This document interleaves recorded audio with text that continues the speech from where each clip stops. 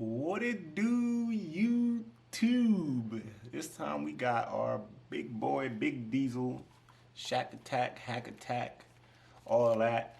Um, Talking about investing, all that stuff. So we finna see what the Big Diesel gotta say.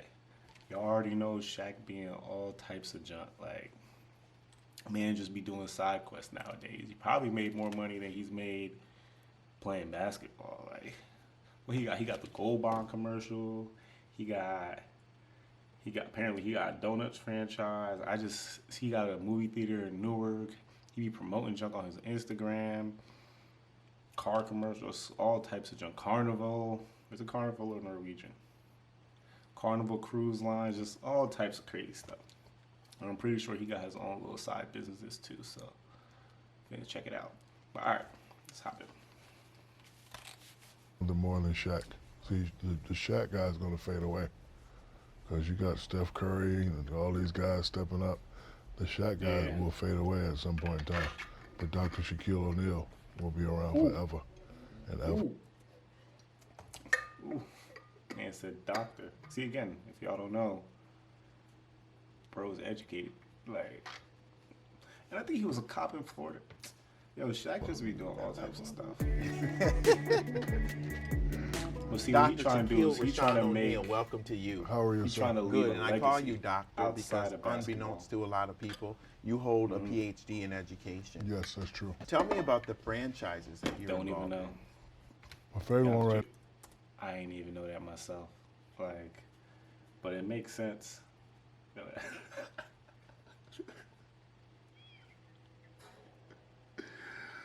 Bruh, Shaq about big as hell in that little chair.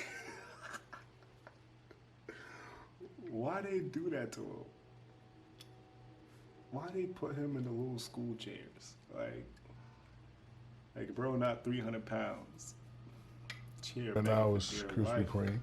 I've had relationships with 24 Hour Fitness, Five Guys, and but my favorite one right now is Krispy Kreme. And why is that? Because I like donuts, and Charles Barkley loves donuts. And he's my biggest customer.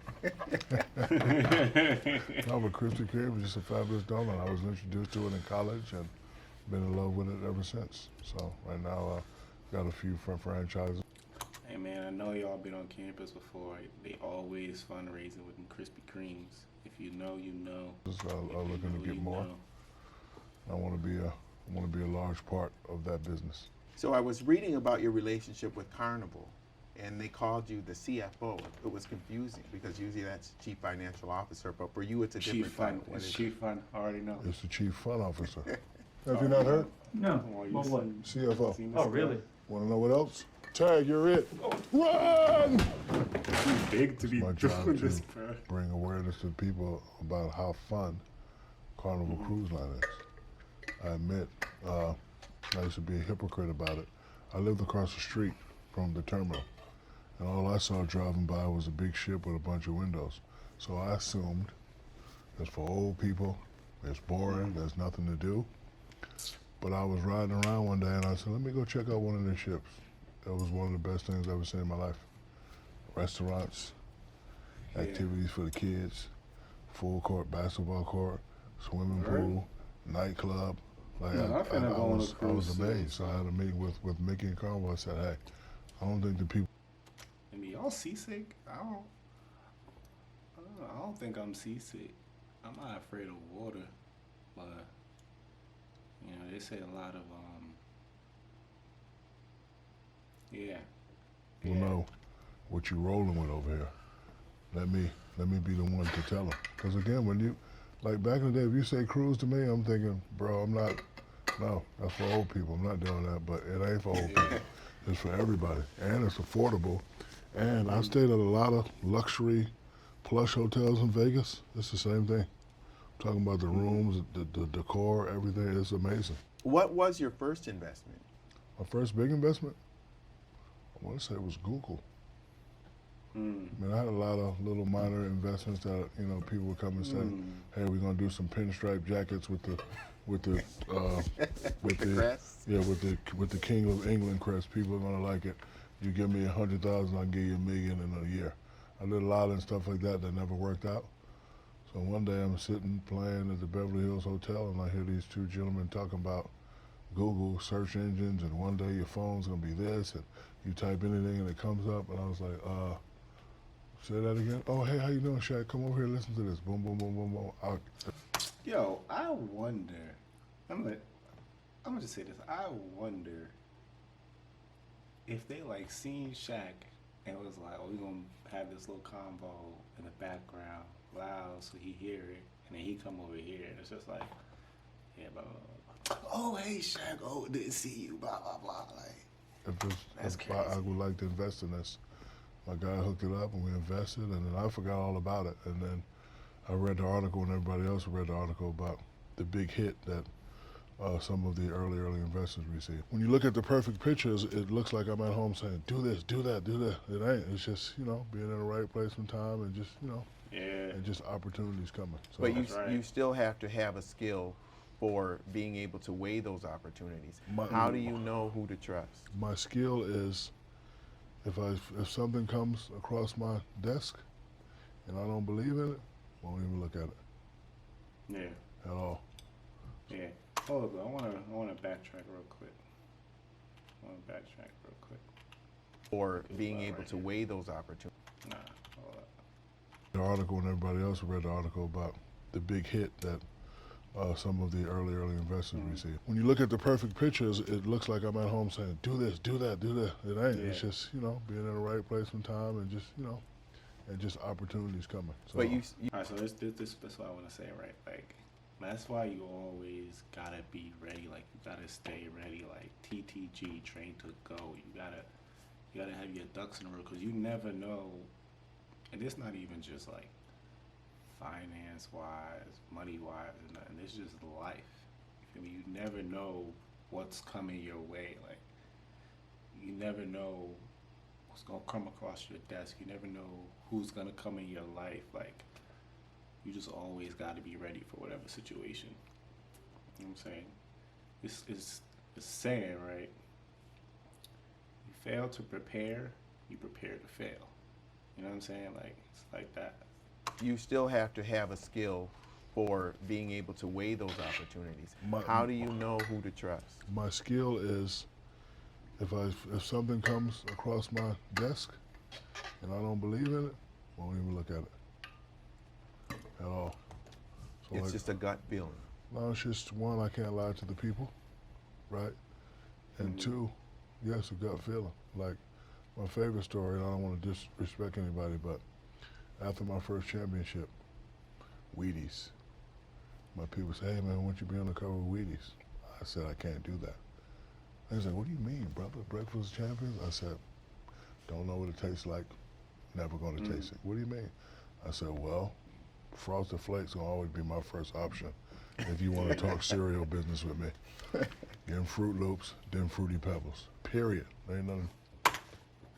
Imagine big old 7'1", 7'3" Shaq. Fruit Loops.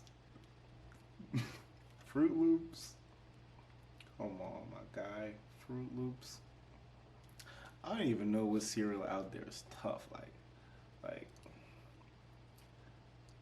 I don't even know. Like, you can't. I don't know, bruh. Steel Oats. Like, you know what I'm saying? I don't know. Steel Oats sounds Talk tough. about. This When man I do eating business, Fruit it's never Loops. about the monetary aspect. It's about And then changing Fruity people's lives, Pebbles. letting people, understand Fruity that, you can Pebbles. still have fun. So that's what I wanted to do. I wanted to be like, hey, you don't know what's on this ship. I do. Let me show you. Let me tell you. And by the way, not Put you on to expensive. some game. I know I just told you we Yeah. got 50, 60 options, but guess what? This is the price. Bam. So Yeah. that's what I'm doing. Now, Oh, along L the way, ads. L ad. you see an opportunity, you go back and have a conversation with them and say, you got a lot of great restaurants on here. However, people like chicken. I don't see you have a chicken spot. Yeah. This is what I'm doing. Would you like to be involved? See, I never throw it. You always got to have, business conversation with them. So I'm launching my first big chicken in 2020 on the ship Radiance. That's going to be our first one. But again, like whenever I do business, it's not about the money. I heard Bruh, this man is. Oh my goodness, yo. What? boss moves. Boss move. Walk in there like, yo, they got the status, everything. The business mind, everything. To walk in there and be like, yo, I see you got all of this. I want to work with y'all. But I feel like y'all can improve on this. So this is what we gonna do. I got a little chicken spot I'm trying to start up. So in order for me to work with y'all, I want to put this chicken spot on it. Like something like that. Like now he just that's. I heard Jeff Shaq, bro. Bezos say one time Guys. when he was talking, he said he makes his investment based on if it's going to change people's lives. And once I started doing that strategy, I think I probably quadrupled what I'm worth now. Let's talk about the future. Well, how much is Shaq worth? I'm just curious. How much is Shaq worth? Let's see. Net worth. How much is Shaq worth? 400 million.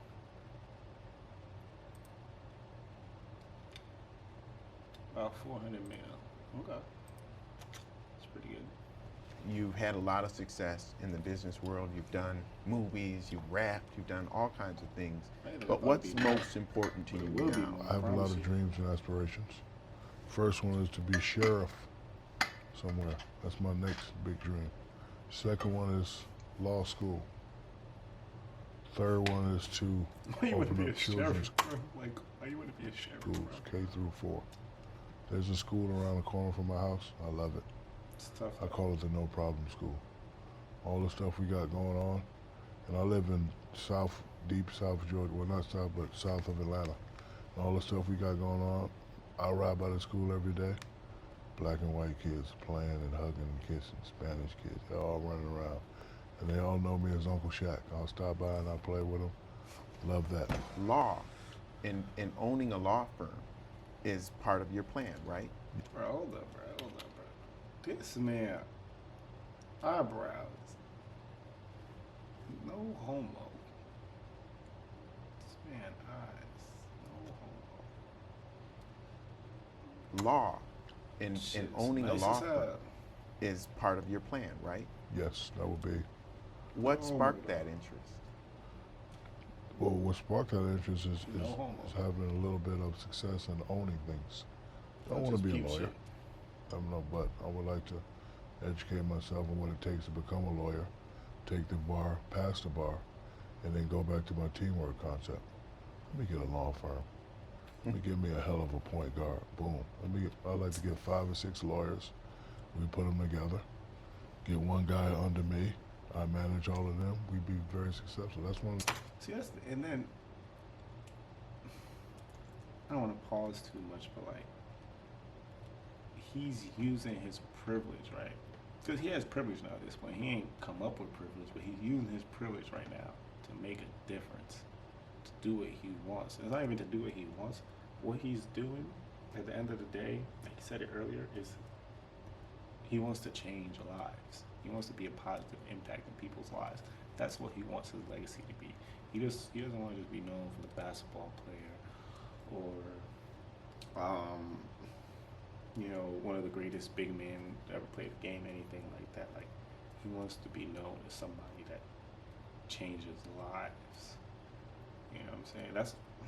That's why he does everything he does now. Like he said, he doesn't invest in anything unless it changes people's lives. And ever since he started thinking like that, boom. It's not about the money.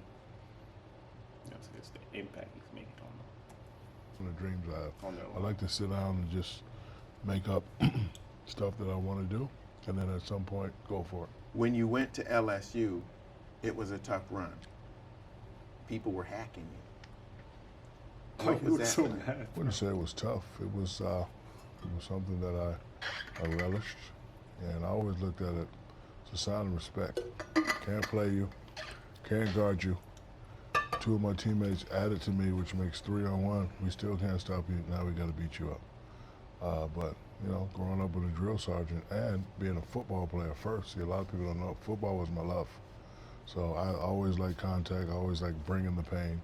and I could receive the pain. So that gave you the toughness that you needed. Yeah, it in definitely gave me basketball. toughness I needed, and it actually helped me make a great business decision because again, my parents stressed education, so my whole plan was to stay 4 years, graduate, then go pro. Mhm. But the first time I had to make a business decision, and taking all those business courses and reading all those books. My favorite book is The Dummy's Guide to Starting Your Own Business. A friend of mine named Gino Marino gave me that book. He said, hey, you're going to be rich, you need to read this book. So I'm sitting there and I'm saying to myself, okay, if I get hurt this year from people tackling me in the air, Lloyd's of London will provide me $1 million. But Derek Coleman just signed for $30 million in '88. Economically, it's going to go up 15-20%. So I could probably ask for 40, 50 million. Do I stay and get the 1 million if I get hurt, or do I take a jump at this 40 million and then come back to school? So that's when I started at the age of 18 years old. I started thinking like a businessman, and I think it was a great decision. As a kid, how did you relate to business? Did you see yourself as a business person in the No. future? No, I was taught by scared tactics to become a businessman, and then because again I didn't want to be one of those guys, and my family relied on me and everybody looked up to me. My grandmother used to tell me at an early age, "You're gonna be the one." The one for what, Grandma? You're gonna be the one to just make life easier for everybody. And I used to tell her, you know what, Grandma, when I get rich, I'm gonna buy you a big old house in Newark, New Jersey. And that was one of the first things I did. So to not be one of those things, I said to myself, okay, all right, I'm making a lot of money. Now what do I do with it? Met a gentleman one time, he had a piece of paper and said, this is $100. Rip it in half, $50. He said, smart people invest, whatever, real estate, this 50. But then he had 50 left. But he said the wealthy people take half of that 50. Now you got 25, and you put that away, and this you have fun with it. Cars, jewelry, whatever you want. So I started doing that, and then when I started going to LA,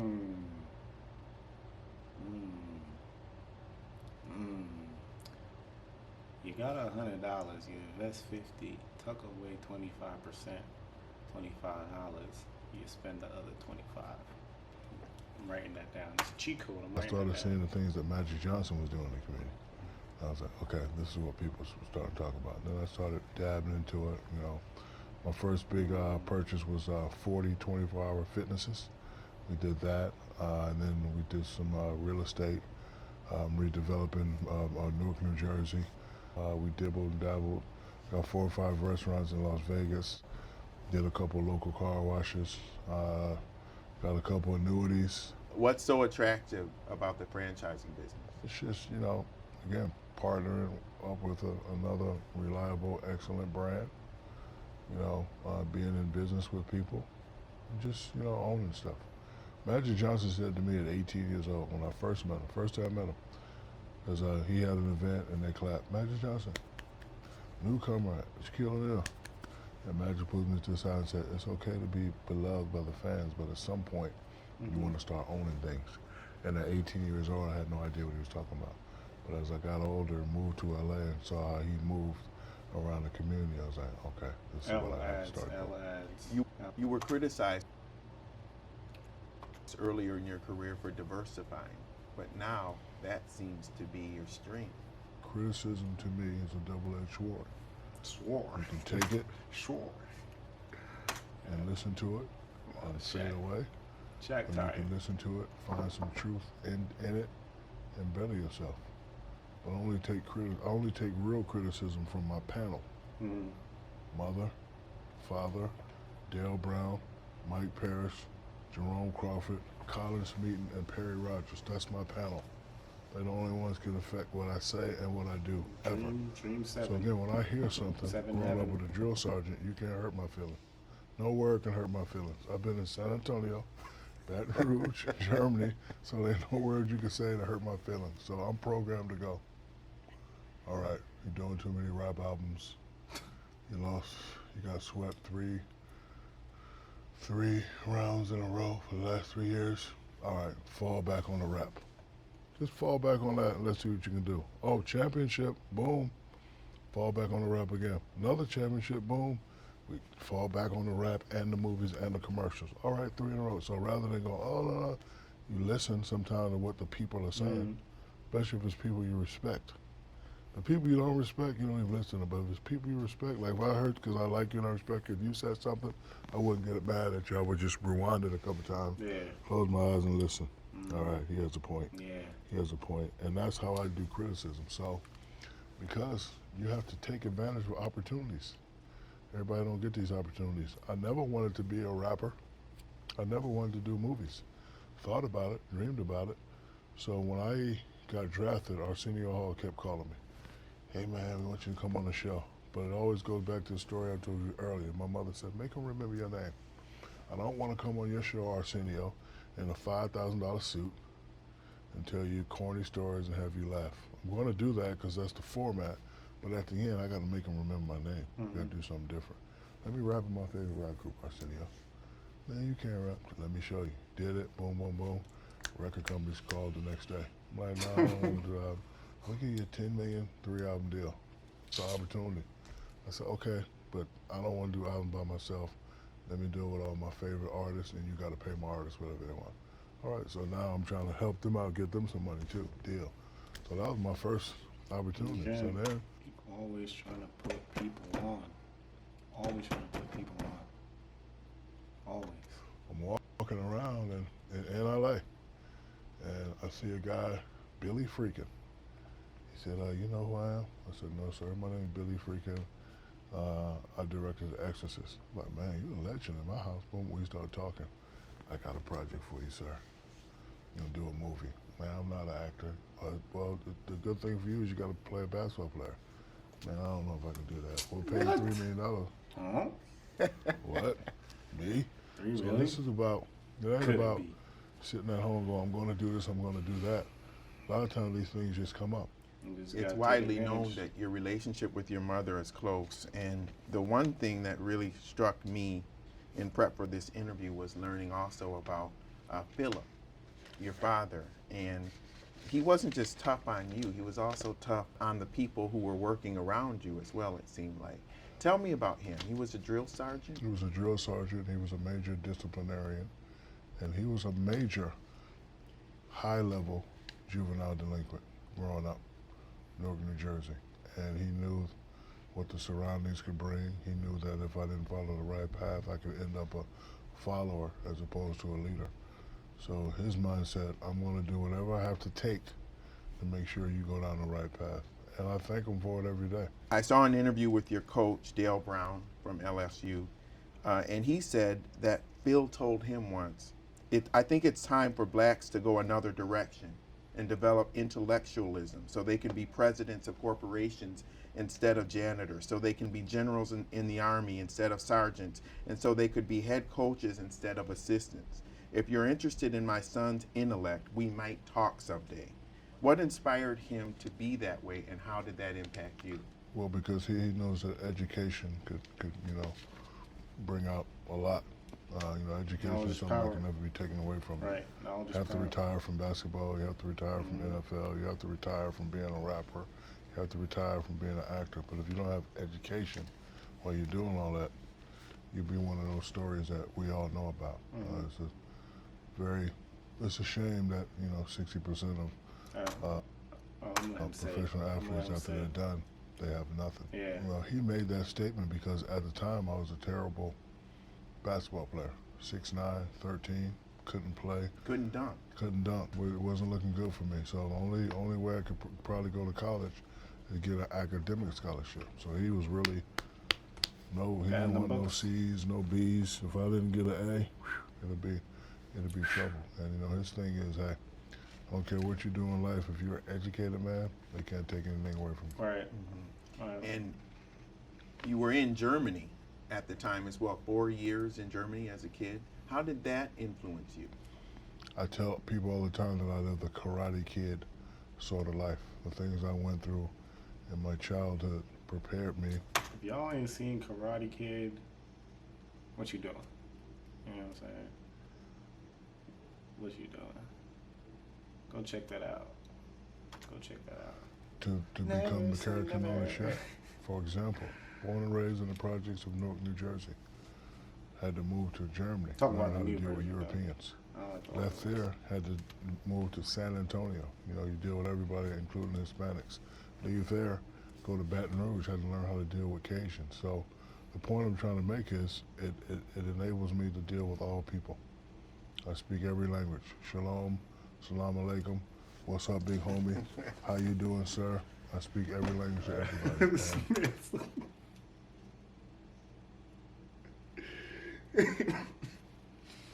Yo, this man did not just hold up. Scared Shaq, bro. Deal with all people. I speak every language. Shalom. Salam alaikum. What's up, big homie? Salam How you alaikum, no doing, pork, sir? no bacon. I speak every language to everybody. And that's another great thing that my father did for me. Moving every 4 years, I got to Yeah. learn different cultures, different religions, and just learn people. When you think about legacy, a lot of self-made people, they worry a lot about whether their kids will have the work ethic that they had to be able to get to where they are. Is that something that you worry about? And legacy obviously is a big deal to you because I used the same tactics my father used, education first. Because I tell them all the time, look, we don't need another O'Neal basketball players. I like to have engineers, lawyers, hedge fund operators. Like, hey, it's 6 of y'all can go any direction y'all want. Mm-hmm. 2 of them want to go the basketball route, and I have 2 older ones and I have 2 younger ones who are very, very intelligent. I don't really worry about them, but I don't stress what I did. I just stress education, and I'm also stressing business. I'm telling them now, think about what you want to do when you grow. I can get you there, but you're gonna have to, take it over the top. Yeah. Like, I lived in Beverly Hills a long time. I see a lot of Get you rich started, spoiled but brats you gotta riding around. continue. They feel entitled. I see that. Mm-hmm. And based on what I saw Mickey Arison doing, a lot of other friends who make their kids start from the bottom, exactly what I have to do. And my kids are beautifully smart. Like, they're so smart. Sometimes I say to them, I think we need to go on the Maury Povich show because there's no way I'm your father. You got all A's. Because I listened to my parents, I'm very successful. I wasn't one of those guys that made a 1900 Shaq said, I need a paternity test. I am not the father. on the SAT or 40 on the ACT. I wasn't one of those guys that when it comes to academics you talk about. So, for me to listen to 2 people That's really, who saw the vision that I didn't see, follow that vision to a T, have good people around me, I would say I'm a lucky individual. Shaq Thank you. thinks about He swallowed his hand on that handshake. Alright, y'all seen a man, Big Diesel. Big Shaq in the Fool, NBA legend, low-key CEO of life. You feel me? Just dropping life lessons. Like I said, it's not even just about money. It's about life. You know what I'm saying? All these skills are transferable.